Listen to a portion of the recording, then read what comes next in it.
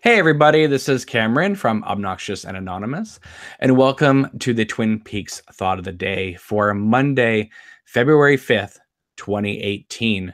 My guest today is a man named Orly Rodriguez. He is new to this podcast, so please welcome him. Hey, Orly, thanks for coming on. Thank you for having me. Really appreciate it. Glad to be here. No problem. We'll get into exactly why you're here in a few minutes, but why don't you let the viewers know, like, how did you come to David Lynch? How did you come to the world of Twin Peaks?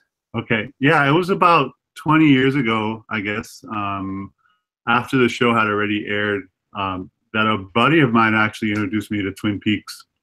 And I was kind of getting into the art scene. I was doing filming, and I was doing museum and gallery installations with mixed media, kind of transforming space. And I never watched TV.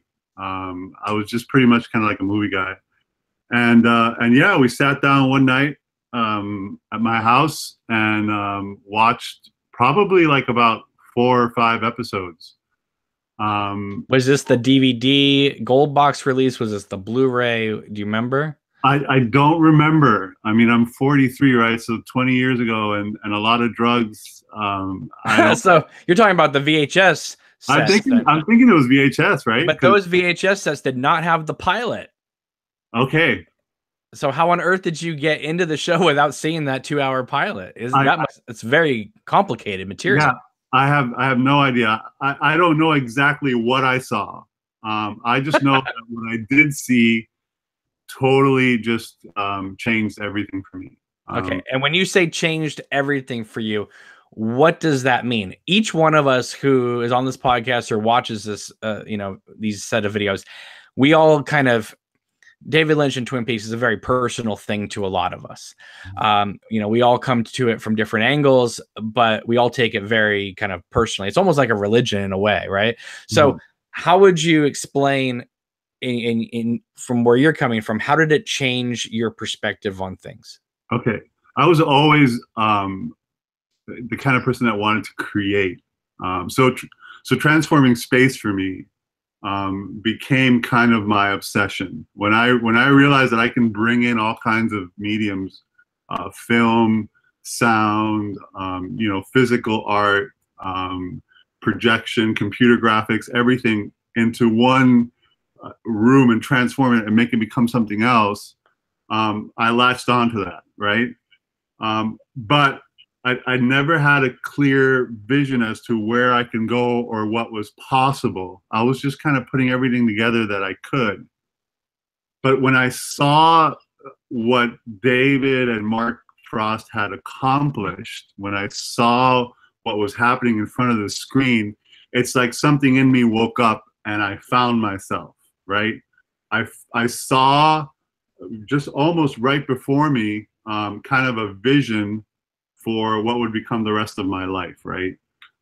Because I'm still very spiritually oriented, and I'm still very abstract in the way I think, and I'm a huge dreamer, right? And so Twin Peaks touched on all of everything that I loved, and it brought all of it together in such a cohesive way that I can actually feel it, see it, and begin thinking about it when before it just wasn't available for me. I don't know if that makes any sense. No, it does. All the puzzle pieces came together, and I saw kind of like a vision before me, right, of what could be done, and it just really got me excited. All right, so flash forward to season 3 coming out. Did you watch it when it was on Showtime, or did you wait? Okay, absolutely, man. Yeah. Okay, so before it aired, were you one of those people that was like, I don't want to know anything, I just want to sit down and watch it? Were you like on the boards looking for information? Like, how were you coming to this thing before? I've learned enough to know that if I got too much information, I would begin to form an opinion or an impression, and I may be disappointed by it, right? So I shut everything off, and I did not look for anything at all. I just wanted to go in it fresh without anything, right? in the way of any worldview or any perspective. I just wanted it to be kind of like, you know, I'm going to enjoy this for what it is, not for what I hope it is or for what I'm thinking it's going to be, right? Okay, so I remember at the time sitting down, you know, about to start and thinking, I have no idea what this is even about. Yeah. And I can't imagine the last sort of big project by anybody where that was the case. And in fact, most of the you know, ad campaign that we saw all came pretty much from like the last few episodes. Like they barely showed anything from the beginning. And they certainly showed nothing of Dougie, right? So we, you know, there was no idea that this was going to happen. Okay, so I'm assuming that when you get to like the midway point, part 8, the infamous Atom Bombs episode with all the woodsmen and all that, I'm pretty certain that this episode just like completely blows your mind, coming from where you are as an artist. Well, yeah, episode 1 and 2 did as well, and most of 3, but okay. yeah. Okay, so let's talk about that then. Yeah. Episodes 1, 2, and 3. What were about those 3 that just? Well, if I back up a little, I was kind of almost in a hopeless state as an artist before I saw it. I didn't know where to go in life. You know, I had explored so much and I tried so much and I tried to find an avenue for me as an artist, and it never happened. I guess just technology hadn't caught up fast enough. TV and film, I lost interest. I kind of felt like there was really nowhere to go, and everything that hadn't been done had been done, and there was nothing left. That's kind of the state that I was in, right? Right. When I saw that first scene open up with the fireman, the giant, that black and white shot, I had no idea that I could feel what I felt again watching a television set, right?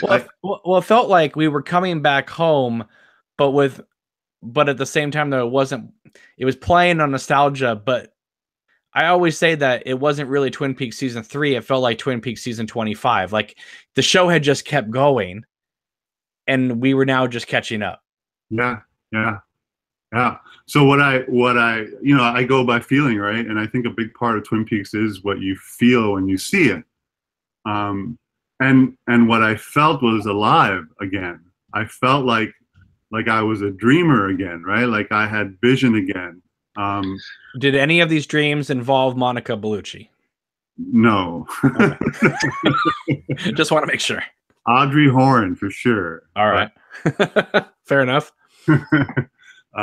Anyways, so yeah, I sat there just with my mouth open and just awestruck. I just couldn't believe it. Like how can something so original and so fresh and so revolutionary in my mind even exist? You know, like it just reminded me again of what it was like to be a child and to sit in front of, you know, the first, you know, airing of MTV, or, you know, when HBO first came out, or when, you know, went to go see Star Wars or whatever.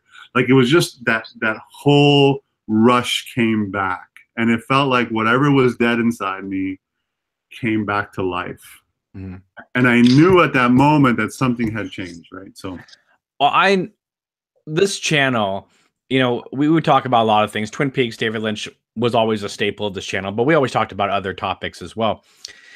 And when it came time for the new Twin Peaks, I made the decision that I was going to shut down pretty much everything else, and I was just going to focus on Twin Peaks and David Lynch and that type of thing. Because when the show was originally on, I was in 8th grade, freshman in high school, and it was so profound to me, and because it just seemed to kind of overtake my world. You know, it was like before I, you know, could drive and before I had girlfriends, you know what I mean? It was just kind of it was a simpler time, and it was a way that, you know, you could immerse yourself into a world, and it, you know, made you think about it and dream about it throughout the week. And then every Saturday night at 10 o'clock or Thursday night, 9 o'clock, whenever it was on at that time, you know, you would just get immersed in it again. Of course, it helped that Wild at Heart came out that same summer. So it was like, it was the world of Lynch at this point. And I just decided that I wanted to feel that way again. Like, to this day, I still have not seen the newest season of Game of Thrones because it aired during Twin Peaks. And I just knew for myself, I could not do both that summer. Oh, yeah. You know, I figured I'll get to Game of Thrones eventually. I'm going to own it. I know that. So I'll get to it. I wanted to just concentrate on Twin Peaks. And I have to say, it's probably the best, like, concentrated period of time I've had in like 20 years. Like, everything that we talked about in the videos, you know, a lot of it, you know, none of our theories pretty much came true, but that was irrelevant to us. It was the idea that we were just all experiencing it together and going, oh, this is amazing. And what about this? And what about this? And it, you know what? I have not seen a TV show or a movie that has provoked that much discussion. We were doing 3 or 4 videos a week about each individual episode. I can't do that with any other TV show. Yeah, no, absolutely not. And in fact, I think that season 3, you know, for all its pluses and there are minuses as well. Everybody has their own version of what the minuses are. But I think that in a way it kind of ruined us too, because now it's hard to go into another series and watch it because I feel like we got spoiled. Yeah. You know, so I mean, I know there's a lot of people who have jumped onto, like, you know, the new X-Files and there's other, you know, TV shows that everyone gets into, and that's great. But I know a lot of people have contacted me saying, I'm finding it very hard to watch anything after season 3 of Twin Peaks. Like, I almost need to have like some decompression time away from it to kind of watch something else, you know. Like, I'll watch things like Fresh Off the Boat and stuff like that because it's you know, it's entertaining, it's funny, it's silly, and Ray Wise is excellent in the show if you have not seen it. But it's almost like I need something just kind of lightweight that I can just kind of watch and enjoy. But if it's something like a serious piece of television that I'm supposed to think about and analyze, I can't do it yet. I'm just not there yet. So, but okay. So you mentioned the first 2 hours. What was it about? Episode 3. I'm assuming it's going to be the purple room with Naito, right? Yeah, absolutely. Yeah. Okay. Yeah, I wasn't expecting that at all. Nobody was. It came out of nowhere, and that's the thing, right? Like, it was this. It's just this undescribable attention to everything that I feel when I'm dreaming, right? Or when I wake up from dreaming, like a dream that really captivates you, that you feel like you've almost. I remember, you know, a couple of dreams, I'm sure everyone's had them, where I wake up and I'm like, that couldn't have been fake. Like, that must have happened somewhere, because I know that person I was dreaming about. Like they're alive in my heart and in my thoughts and in my mind. And that's what happened when I saw it, right? Like, all of a sudden, this imprint, it was as if I had woken up and I knew that what I was watching was inside of me already, right? And I was home, you know. I felt like that's where I belonged, and that's what I wanted to create, something that had that kind of impression on people, right? So I was just captivated in every sense of the word. Right? I love the fact that Cooper stands on the balcony and overlooks the ocean. And the shot is almost the exact shot that Duke Leto Atreides, played by Jurgen Prochnow, the original woodsman from Fire Walk with Me, is standing in the dune pose overlooking the water. Oh, yeah, that's right. And so it was like, you know, David Lynch was not only doing Twin Peaks, he was almost doing like just a complete retrospective of all of his work. And I was like, wow, he's even going back to Dune. Okay, good for him. Good for him.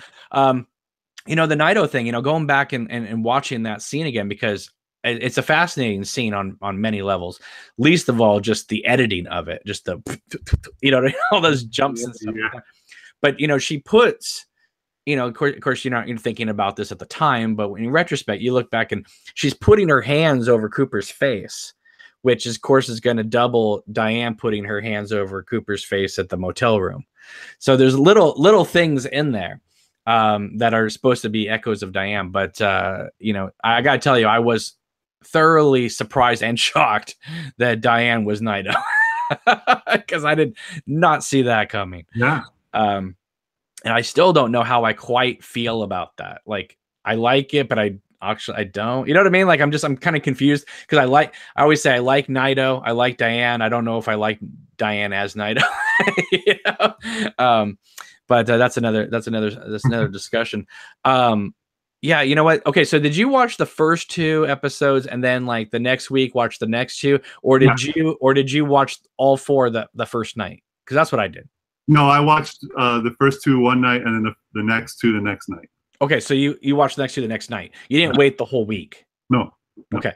Well, I ended up watching all 4 that first night, and I figured, okay, I'm gonna watch basically the equivalent of 2 Fire Walk With Me's in one night, which is insane to go 25 years with no Twin Peaks, and then all of a sudden, boom, here's 4 hours of Twin Peaks.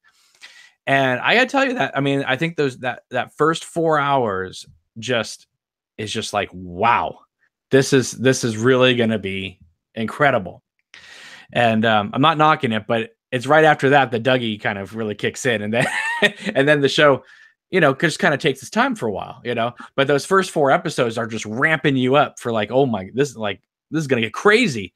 Yeah. And then Dougie happens and the pace goes like this, you know. Yeah. Not knocking it, just saying it does shift. Yeah, it does.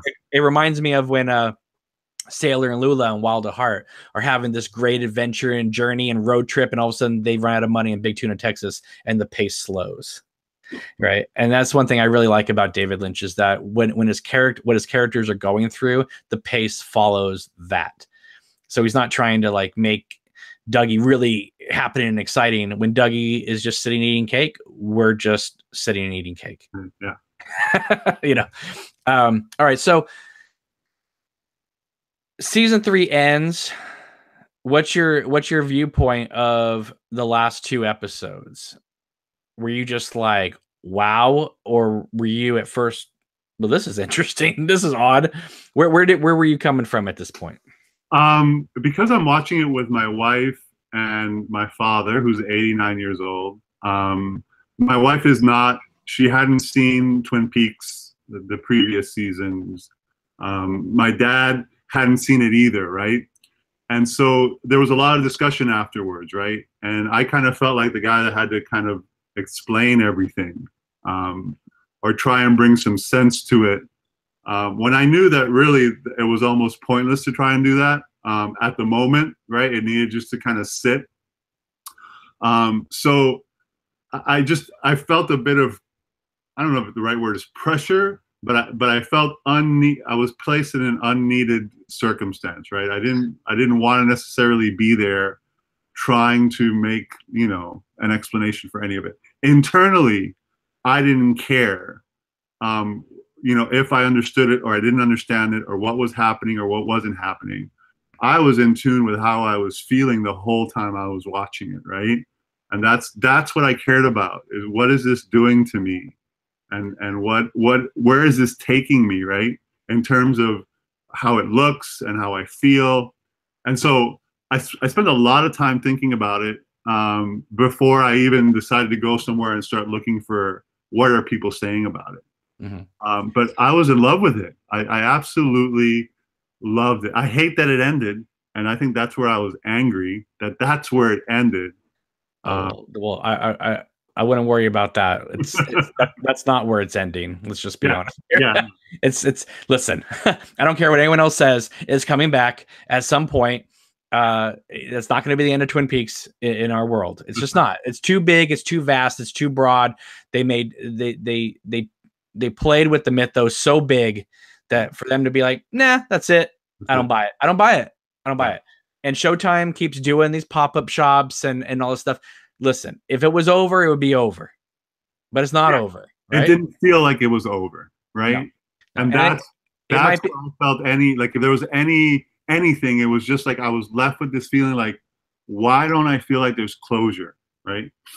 That's what I struggled with. Right. But let me paint the picture. So Carrie Page screams in the middle of the street. The power goes out. The lights go out. And right at that moment, your wife and your dad just all turn their heads at you and like, explain this. Kind of, yeah. Like, what the heck?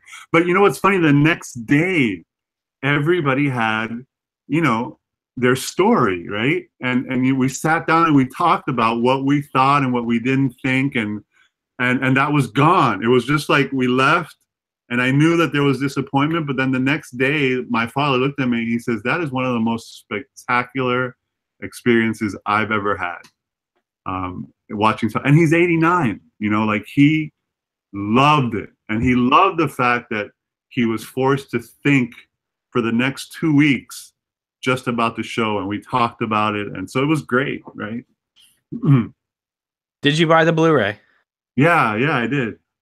Did you watch the extra features? I'm starting to. I got it like a week ago. Okay. What do you think of them so far? So far, so good. I've watched. I always forget his name. Benjamin Horn, like the Red Room. Oh, show. Those are excellent. Those are awesome. Excellent. Yeah. So I watched those twice, and that's all I've seen so far. Yeah. Okay. So, people are in the chat are wondering who you are, why you're here, all this stuff, which is hilarious. They're like, who is this new guy? Well, let me, okay. I'm not going to play this with sound because I don't want to get hit with a copyright thing, but I will show you some images as to why we are here talking to Orly. All right, let me hit play here. Now, I'm going to talk a little bit through this so that the camera stays on me, because if you talk, then it cuts to you. But I just want people to see why you're here.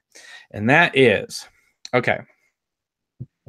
So it says Twin Peaks, a VR experience. And here we are in the diner. I'm assuming this is Laura or somebody. Who is this in the okay, picking up the owl cave ring. Here we are walking through the Red Room, the Black Lodge. Laura's just disappearing and flying off to Odessa, Texas, maybe. I don't know. And here we are walking around the Black Lodge. Oh, and then we have Major Briggs talking to Bobby. I'm assuming this is Major Briggs over here in the corner. Yes. Okay, so he's kind of like doing his Blair Witch thing over here. What's he talking about? Because I don't have the sound on. That's the vision that he had, Bobby. Okay, great. And then we have the glass box here, and there's the arm smiling. Oh, I like this. Look at this convenience store flashing and stuff. This is exciting. I like this. Now, who is this? Who's the brunette here? That's Audrey. Audrey. Okay. And she's just hanging out. Oh, there she is. Oh, there's the picture. Oh, there she is. She's doing her little dance in the Double R diner. That's beautiful. I like the flowiness of her skirt. I like how Major Briggs is just like trying not to check her out. There's Leland dancing. That's cute. And there's the giant or the fireman. Obviously the little man in the chair. Oh, I like the shadows on his face. That's gorgeous. Oh, look at Cooper and Bob. That's awesome. Down the hallway. Created by Orly Rodriguez. Fantastic. So this is why you're here. All right. So tell everybody, what is Twin Peaks, a virtual reality experience? So it started just as a school project. I'm a student at Game Art Institute. Eddie Christian is my professor. And it started with me wanting just to see what it felt like to be in the Red Room. I knew that I wanted to make a VR game, if you want to call it that, on Twin Peaks, because I've wanted to make a Twin Peaks game ever since I saw the first 2 seasons, right? That was my thing. I was heavily into video games, and but I never knew how to do it. Like I had no programming experience, no graphic experience, nothing. I was just a gamer, and I loved games, and I loved film. And so I just decided just to make the Red Room, and I decided to see if I can make the Giant because I love him. And I started putting it together, and I just started trying to figure out how to make it work, how to make the curtains flow, how to, do all that, right, and create the mood. And when I did it, and I put on, the headset, yeah, it was unlike anything I've ever seen in my life. I didn't want to take them off, and I loved being in there. And so I knew that I just had to keep going, right? And so many ideas came to mind. So it was primarily, throughout the whole process, it was an experiment of what can I do and how can I make it better, and can I do it, right? And let's see if this works, and who can I make next, and what can I bring in, and how am I going to tie it together, and is there going to be a narrative, what's going to happen. And so I know the artistic process, I guess, well enough as I could, for having been, an artist for so many years. I just let it happen. And I saw an interview with David Lynch where he talks about the ideas, right? Like, it's just an idea comes, and you hold on to it, right? And you just start. And so I just prayed and I meditated and I said, all right, just guide me through this, right? Show me what to do. And man, it's been like, 5 weeks. And I didn't know anything about modeling, Cameron. I didn't know anything about how to use Unity, how to create a virtual reality thing. I learned everything as I was making this project. And so everything you see is just an experiment. Let me try this, but let me also try and remain faithful to the material without dishonoring, the subject material, right? Because I'm basing it on something that so many people love. And so it was a delicate process where I just had to trust my instincts, right? But I felt like there's no way I can do this right unless I bring the community in on it, and unless I let them shape it for me, right?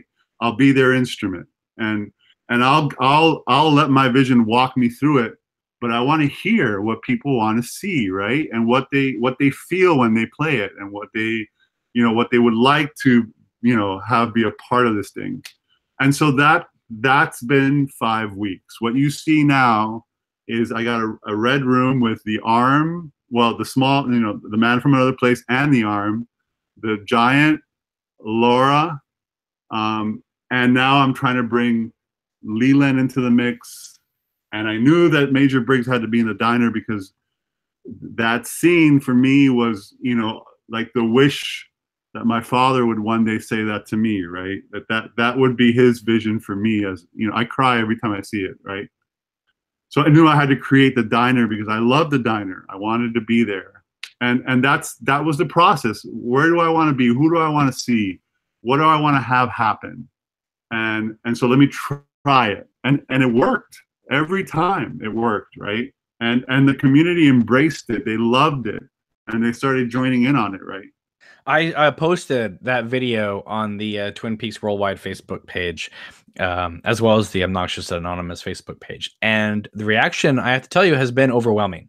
People have clicked on it, what is this nonsense? And they come away so impressed, so happy with it, that I'm sure you are feeling pretty excited about continuing on this journey. Wow, yeah, because I'm alone on this, right? I have one other artist who is working with me, and he's trying to help me out, as cheap as he could, and he's good, he's so good. His name is Mitch McCullum. He's an amazing artist, and he's helped me a lot. But everything you see is just me trying to get this thing, done. And the impressive thing is to hear people say, you're producing more work than a AAA development team does. In 5 weeks, what you've put out is just incredible. And honestly, I'm humbled by that, because I don't know how I'm doing it. I really don't. I'm just wow, this is cool. This worked, And so, yeah, it's really cool. So you reached out to me, you reached out to others, we're sharing your stuff out there.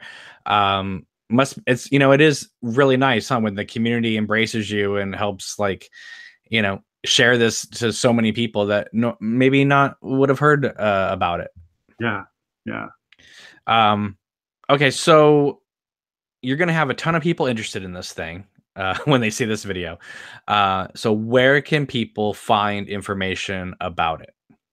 Okay, so there's a Facebook page, and if you give me a second, I can give you the address. I'm sure you'll post it there on your YouTube link or whatever. But I'm just going to find it. Yeah, so it's Twin Peaks, a VR experience is the name of the project. And if you go to Facebook, let's see here. Yeah, just look for Twin Peaks, a VR experience, and you'll find it. Okay. So what's your next step? Is this going to be a narrative piece? Is this just going to be put the glasses and headset on and we're just now in the world of Twin Peaks and off we go? Yes, it is going to be a narrative piece. And that's the part that's going to be trickiest, right? Because there's, I got the room with the box. I got the convenience store. I got the upper room, right, where they're all sitting there from Firewalk with me. I now have the scene in space. I got the purple room. I also got what I call the Jeffries 2, right, Philip Jeffries. I got that scene all set out. And I'm starting to work on, the Roadhouse. And can I interject here? Yeah. Please add One-Eyed Jacks. I think if you could create a VR experience where you get to hang out with the new girl, wow,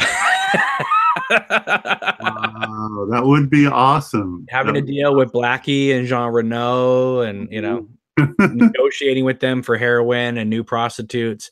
I'm telling you, that would be my favorite avenue of the video game. Yeah. Well, I mean, the plan is to have the whole town of Twin Peaks. Like, that's the plan, right? Right. And I don't know how long that's going to take, but this is what I would do. I would get the headset on and I would hang out outside Donna Hayward's house because I want to know where Harriet went to after the pilot, because she's sitting there writing her poetry in bed. And then she disappears, and then we just get little Gersten over here playing the piano. We never see Harriet again. And I'm disappointed. Where did she go? Did she and Joey, what's his name? I can't remember the name off the top of my head now again. What's his name? Joey Paulson. Did she just run off with Joey Paulson from the Bookhouse Boys and they just took off and just left town or what? That's a side story. That'll be my next fan film. Joey Paulson and Harriet just take off on a road adventure. I need guys like you because there's a lot that that I don't. I'm not the analytical type that kind of takes everything apart and sees all the connections. Right.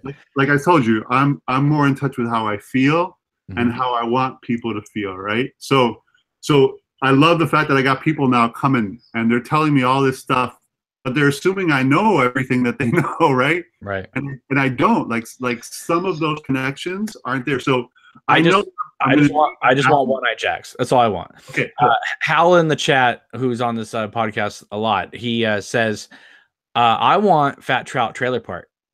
Yes, it's coming. That one I have the assets for. Yeah. You should have somebody in the back of the Fat Trout that Carl doesn't know about, just pumping people's blood out of them so they can afford rent.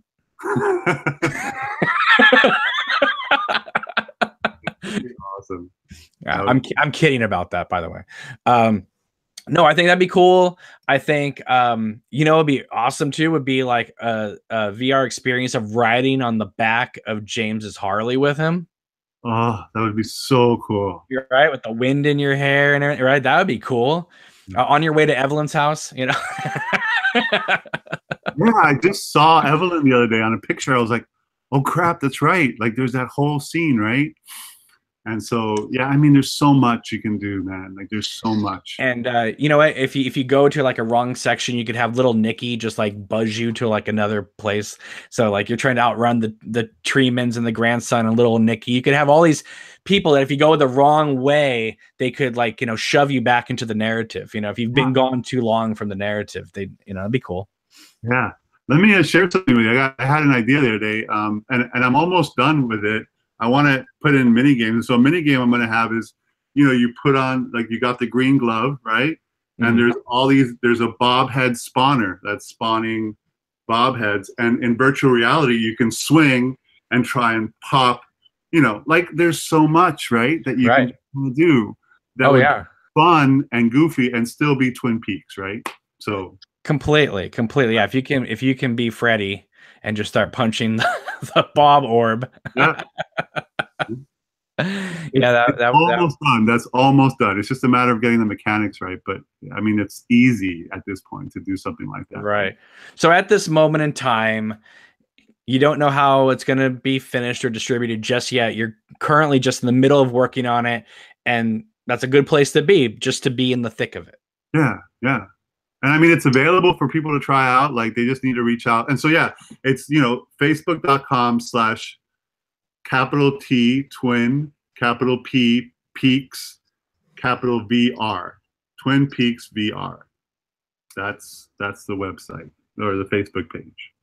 Well, I don't know about everybody out there, but I'm really excited about this thing. So that's why I wanted to have you on, because I was just like, I think everybody needs to know about this. There's some people in the chat saying, "Oh, I've read about this, I've heard about this, or I've seen the video before," but they're the few and far between. You know, there's a lot of people who watch these videos after the fact, and so I really want everybody to know about what you're working on. Awesome. So yeah, no, I really appreciate you coming on. I know a lot of people are wanting some updates as to where I am in regards to my project as well, the Queen of Hearts, Twin Peaks fan film. I am in pre-production, working with people right now on getting locations. We're going to be casting next month, towards the end of March. So if you are interested in being an actor, you know, obviously you would have to find your way to where we're filming, but, you know, feel free to contact me, let me know. But we're going to be, casting various places. Yeah, I'm working on, the script rewrite at the moment. Cause now that I know I get to make the film, I want to make sure it's everything I want it to be. So that's why I haven't been doing a lot of videos lately, because I have been concentrating and immersing myself in the work, which I'm sure you understand that, like, especially creating a VR, when you are in the world of Twin Peaks, it's like you don't want to leave. So, you know, the idea of like outside distractions, you just want to immerse yourself in it and be there. So that's where I find myself on a daily basis.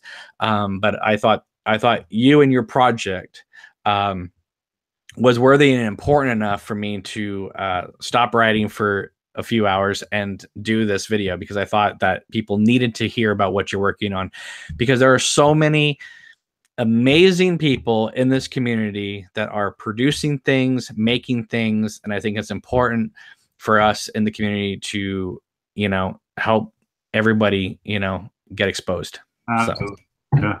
So I do want to say that there's a website on Facebook, also on I think it's a regular website as well, the 25 Years Later website. I'm sure you've heard of it.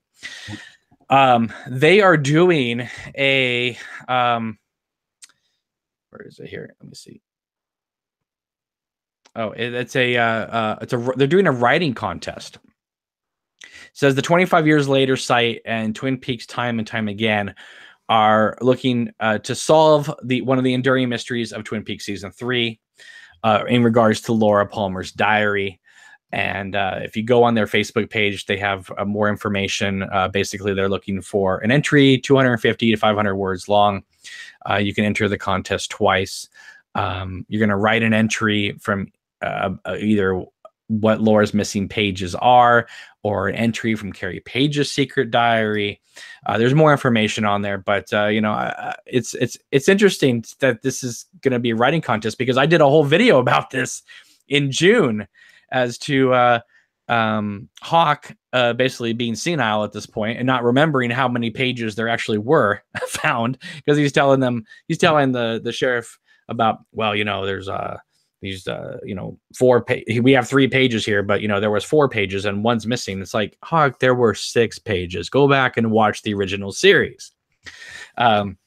So anyway, I did do a video on this channel called "Moving Through Time," moving through the timeline discrepancies of Laura Palmer's secret diary.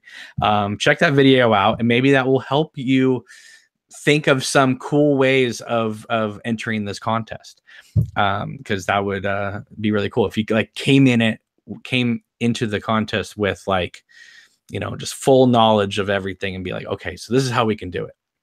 So I'm trying to give you guys the edge. So anyway, but now let me ask you this. You know, obviously you watched Twin Peaks, you've been with it for so long. When did you first engage with the Twin Peaks online community? Have you always been a part of it, or has it just been recently because you've been working on this project? No, if by engagement you mean like I would watch, you know, YouTube videos, that was it. And I had, you know, I read articles, I saw blogs and stuff like that, and I assumed there was something like, and it would have been huge because I saw the magazines and I saw that people would meet every year, but I had no idea that the community was like this, and it's been really, really awesome to see the support and just how everyone's connected and how everyone knows each other and how everybody supports each other. It's just been really awesome. Yeah, it's been really good. So Norman in the chat is giving you more ideas as to locations. Okay.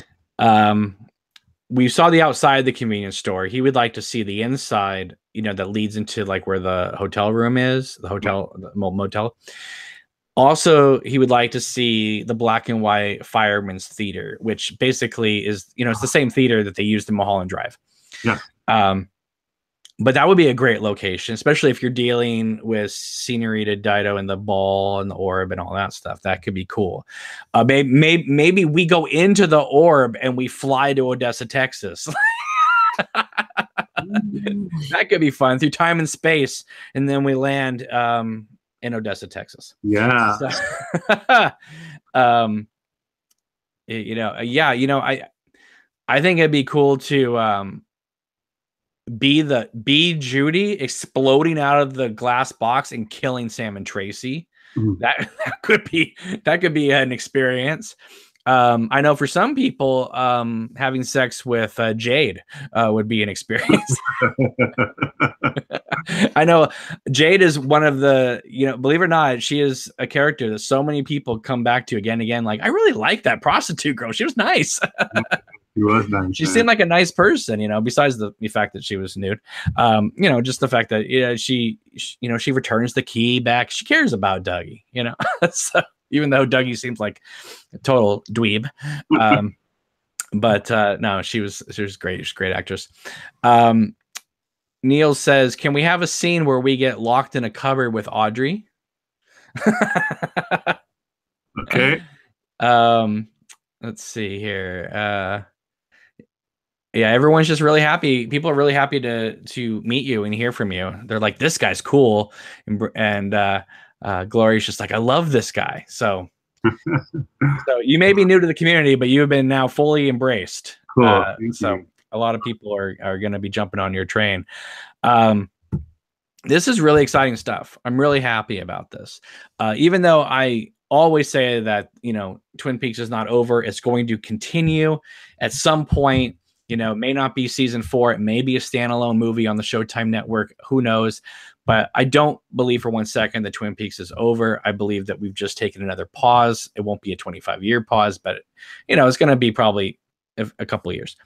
That being said, I think that your project, and I'm sure there's other projects that I don't even know about yet, and I know that my film that I'm working on, Queen of Hearts, this is what I consider like positivity in the fan base, because we're taking something that we dearly love, that we care a lot about, that we're passionate about, that we are putting our blood, sweat, and tears into, you know, something that we can't make a penny on. And yet we take it as serious as if it was, you know, at least in my case, like, you know, if Warner Brothers hired me to make a film, right? I'm taking this as seriously as that. This isn't like, oh, well, you know, this is something that I can't make a penny on, so I'm just going to do this disposable throwaway thing. No, I'm considering the way I'm approaching this is like, no, this is a serious major work that I'm working on. And I get the feeling it's the same for you. This isn't like some slapdash thing you just want to throw out there, capitalize on the name of Twin Peaks, get your name out there. This seems like, you know, this is something that not only you love, but that is coming out of you. And you want to make sure that if it says Twin Peaks, if it says your name on it, it better live up to your expectations that you have if somebody was presenting this to you, correct? Yeah, absolutely. Yeah. Yeah. And that's why it's so important for me for people to join in, right? Because I know like David couldn't have done it alone. He needed Frost. He needed, you know, everyone else that was involved, right? So if this is going to succeed, I definitely need to hear from everyone out there. I need to hear from you, right? This is an outlet for you to just kind of, you know, if I could, I'd share with you. I got one guy who just paragraphs and paragraphs, just trying to explain to me, you know, like what his vision is, and it's awesome to read, right? Because I know I don't have all the ideas, so yeah, if you join me and take part in it, this could be your thing too, right? That's my dream. I think people want to see you like I talked about, like just buzzing around, right? Like maybe we get thrown around like Philip Jeffries, like where we don't know, like all of a sudden we just appear in this room over here and then we're zapped over to Buenos Aires over here, you know? That could be fun too, because then that could give you an excuse of not having to create bridges all the time. You could just go from one set piece to another set piece. Yeah, there's a lot of freedom, right, in the material too. And that's why it's great. So it gives you that opportunity to just go anywhere, and it doesn't have to make sense as to why. And people will probably find meaning in it, which is, I can't wait for that, right? Just to throw something in there. You know that door that appears? I don't know if you saw that in the shot, that white door. This is really funny. I found that door as an asset, and I didn't feel like modeling one, and so I just brought it in. And then I was watching Firewalk with me, and there's an actual picture of that exact same door that Laura sees right before the movie goes into the scene with the man from another place talking to Cooper about the ring, right? And it's the exact same door. So like, there's so many different things that you can throw in there. And at first I thought this really doesn't belong. But then all of a sudden I realized, no, actually it does belong because it's in the movie, right? So I love that you can really go anywhere with it, and something magical will happen with it, right? Well, it just shows that you're allowing the process, like, you know, internally, and you're responding to it. Yeah. You know, and that's, I think, ultimately what Lynch would love.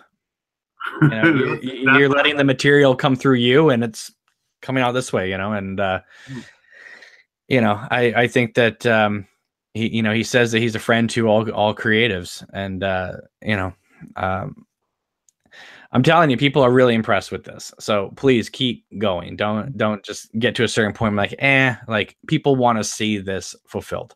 Awesome. Let's see here. Looking to see if anybody has any questions before we go. Because there isn't a lot of Twin Peaks news to talk about. There's just stuff about Kyle doing Portlandia, things like that. You know, there isn't anything huge going on right now in the regular news cycle. But yeah. I have something I can tell about my project, actually. There is a person in the community named Jill Watson, who pretty much, if you're really big into the Twin Peaks community, you know who I'm talking about. But if you don't, she's a wonderful, wonderful, wonderful person who just knows everybody in the community. And she and I touched base, and she's going to be working with me on the film as well. So I can't be more excited to be working with someone like her. So if she's watching, thank you, Jill. Thank you for taking the time to talk with me and work with me. I know when I posted about it online, people just exploded like in happiness, like, oh, this is great, this just got even better. And I was like, thank you, because that's how I felt too. Like my project was like, I felt really great about this project, but then it just, when you meet people you click with and you know that it's going to benefit the project in enormous ways, you feel like, wow, this project has just got even cooler. So I just wanted to give a shout out to Jill for that. So thank you again. Cool. Yes, George in the chat is saying Jill is amazing with a big heart. Yes, she is. Neil says, I wish best of luck to both of you on your projects. Thank you, Neil. Appreciate that. So what's the next step for you? Are you just going to be continuing creating characters and environments, and then you're going to go from there? Or what's your next step you're doing? So I'm working with Game Art Institute, just to throw in a plug for them. They've been amazing. Ryan Kingsland, he's a guy who basically put the rake in ZBrush. ZBrush is this awesome piece of software for modeling. He's an amazing artist. They have been just pivotal in this process, right? And so a big part of what I do also depends on, kind of what I need to do with the class as well, because this is a class project and it's also this project as well. So it's kind of working alongside two avenues. And so what I'm wanting to get into is to allow people to interact with the world. That's my next goal. I'll keep making characters and I'll keep making environments, but the biggest effort I want to put into it is, like, just how do we get someone to grab something like an orb maybe and be able to push it into a machine and then have, Laura come out, right? Or just game mechanics. So that's what's coming next, is integrating game mechanics. Oculus, I love Oculus because you have your hands when you have a VR set, and you can almost feel like you're grabbing the environment without grabbing it. And you're given the freedom to use your fingers and interact. So that's where I want to go next. That's the next big step. And I might just take a week off completely, because a lot of that is coding, right? And learning how to code properly. And so that's what's going to happen. That's the next step, right? I think you definitely have to have a moment where the viewer goes through, the electrical plug like Dougie. That's there. That's planned already, for sure. So, all right. I'm going to wrap this up. Sorry, guys, for the short videos, but it's better than doing no videos, right? I'm just under a time crunch here, and I'm trying to get a lot of things done every day for Queen of Hearts. But, Orly, where can people find you on the internet? Now, I know you have the Twin Peaks VR Experience Facebook page. Yeah. Do you want people to contact you just like that, or do you want... I know you have a Twitter account. I know you have a personal Facebook account. How do you want people to contact you and tell people how they can? Well, I'm mostly on the Facebook page. I don't know Twitter very well because I just got into it now for the first time ever, and I don't even know how to use it mostly. But yeah, so yeah, Facebook.com/Twin Peaks VR. That would be the best way. Or they can go through Twitter, and I know how to get messages there, right? So I could at least do that. And that's just your name? My Twitter account. That's a good question. Let me check. So yeah, it's Twitter/Twin Peaks VR as well. Okay. Yeah. That's fantastic. Charlie here in the chat. Oh, I think Charlie just his idea is coming up there to my One-Eyed Jack's idea. He says, can we perhaps spend some time in a VR mushroom cloud? That would be awesome.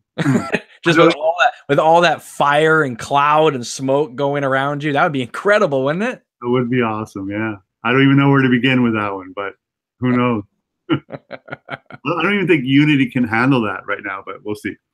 Yeah, you never know. That's fantastic. Thanks, Charlie. All right. Well, Guys, thank you so much for watching this video. I really appreciate it. Make sure to get in touch with Orly and follow this awesome project. As for myself, please like the Obnoxious Anonymous Facebook page, the Queen of Hearts Facebook page, Twin Peaks Worldwide Facebook page. Follow us on Twitter at Obnoxious Anonymous and also Queen of Hearts. Make sure to give these videos likes and subscribe to the channel if you haven't already. And again, we appreciate all your love and support. Thank you so much for everything that you do for us. Orly, it has been a pleasure. Thank you so much for coming on. I really appreciate it. I really appreciate it. Thank you for taking the time with your busy schedule, everything. It means so much to me, Cameron. I really enjoyed myself. Well, you know, talking with other creatives always makes me feel good inside, and also, you know, just propels me to continue on with what I'm doing. So, you know, thank you for inspiring me as well. So you guys take it easy. We will see you soon. Take care.